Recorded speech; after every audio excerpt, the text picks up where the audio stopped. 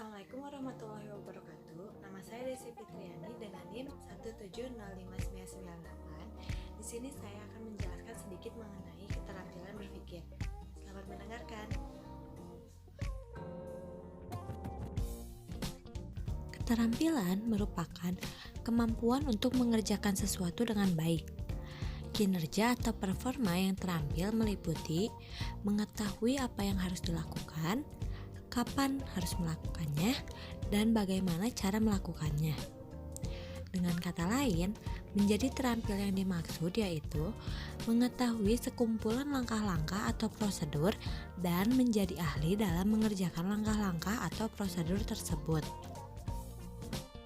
Pengertian berpikir mengacu pada serentetan proses-proses kegiatan merakit, menggunakan, dan memperbaiki model-model simbolik internal. Model-model tersebut diantaranya 1. Wujud ciptaan yang mewakili suatu kenyataan. 2. Kenyataan hasil membayangkan suatu peristiwa tertentu. Dan 3. Model abstrak yang dilukiskan dalam pikiran dan perasaan. Selain itu, berpikir merupakan suatu aktivitas mental yang melibatkan otak untuk memahami sesuatu atau memecahkan masalah yang dihadapi.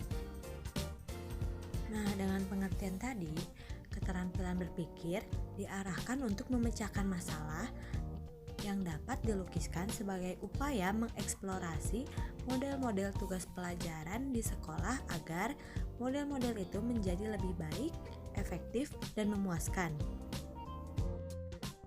Keterampilan berpikir ini dapat dibedakan menjadi berpikir kritis dan berpikir kreatif. Keterampilan berpikir kritis adalah keterampilan untuk menganalisis situasi, ide, atau gagasan ke arah yang lebih spesifik, membedakannya secara tajam, memilih, mengidentifikasi, mengkaji, dan mengembangkannya ke arah yang lebih sempurna. Beberapa ciri dari berpikir kritis yaitu yang pertama, mengenal secara rinci bagian-bagian dari keseluruhan. Kedua, pandai mendeteksi permasalahan. Ketiga, mampu membedakan ide yang relevan dan yang tidak relevan. 4. Mampu membedakan fakta dengan fiksi atau pendapat. 5. Mampu mengidentifikasi perbedaan-perbedaan atau kesenjangan-kesenjangan informasi. 6. Dapat membedakan argumentasi logis dan tidak logis. 7. Suka mengumpulkan data untuk pembuktian faktual. 8. Mampu mengetes asumsi dengan cermat. 9. Mampu mengkaji ide yang bertentangan dengan peristiwa dalam lingkungan. 10. Mampu membuat hubungan yang berurutan antara satu masalah dengan masalah lainnya. 11. Mampu mengklasifikasi informasi dan ide. 12. Mampu membuat reasoning berdasarkan persamaan-persamaan atau analog. 13. Mampu mendeteksi bias atau penyimpangan-penyimpangan. 14.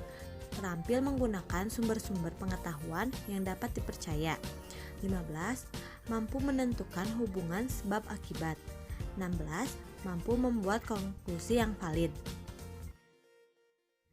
Keterampilan berpikir kreatif adalah kegiatan menciptakan informasi baru dan menghasilkan produk akhir yang unik.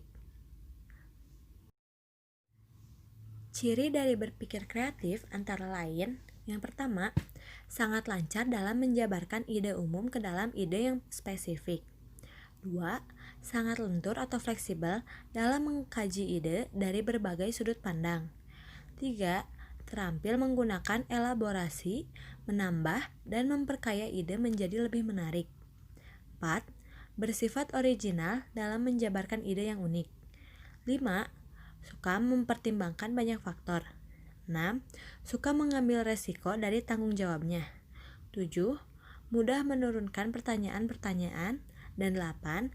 Pertanyaan dan aktivitasnya bersifat terbuka. Keterampilan berpikir berpusat pada dua jenis sumber berpikir, yaitu sumber kognitif dan strategi kognitif. Yang pertama, ada sumber kognitif. Sumber kognitif itu mencakup konsep, keterampilan esensial, pengetahuan, dan akal muslihat di samping alat-alat verbal yang dibutuhkan. Yang kedua itu ada strategi kognitif. Strategi kognitif ini mencakup pengetahuan dan keterampilan. Strategi adalah bagaimana membina pengetahuan dan keterampilan strategi itu bersifat fleksibel sehingga dapat digunakan dalam berbagai situasi. Terdapat pernyataan-pernyataan perilaku yang melukiskan pengetahuan dan keterampilan strategi kognitif meskipun di dalam pelaksanaannya masih sering berubah-ubah. Yang pertama, mengumpulkan dan mengadministrasi semua informasi yang relevan. 2. Mengenal dan merumuskan masalah. 3. Menjabarkan alternatif solusi. 4. Merencanakan taktik. 5. Memantau kegiatan. 6. Mengecek relevansi kegiatan dengan tujuan yang hendak dicapainya. 7. Memperbaiki perencanaan dan strategi yang relevan dengan tujuan yang hendak dicapainya. 8. Mengevaluasi strategi dan kegiatan yang dilakukannya. 9. Mentransfer pengetahuan teori ke dalam praktik serta menggeneralisasinya secermat mungkin. 10. Jelas mengkomunikasikannya.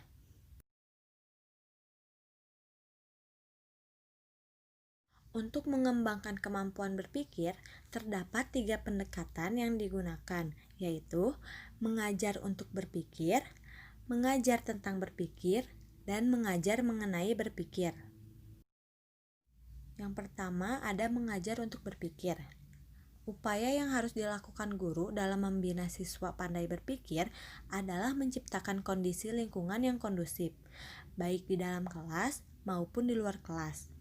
Strategi mengajar lebih banyak ditampilkan keterampilan memecahkan masalah daripada menyampaikan pengetahuannya. Yang kedua ada mengajar tentang berpikir. Pengertiannya merujuk pada pengajaran tentang strategi keterampilan berpikir, melatih cara-cara berpikir kreatif dan kritis dalam menangani masalah yang sedang dihadapinya. Yang ketiga ada mengajar mengenai berpikir.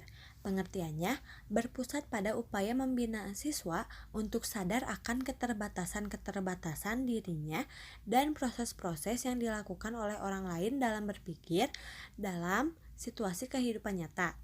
Pendekatan ini disebut pengenalan metakognisi, yaitu melibatkan siswa dalam merefleksi informasi dan bagaimana mereka memecahkan masalahnya. Sekian penjelasan saya mengenai keterampilan berpikir. Terima kasih dan sampai jumpa.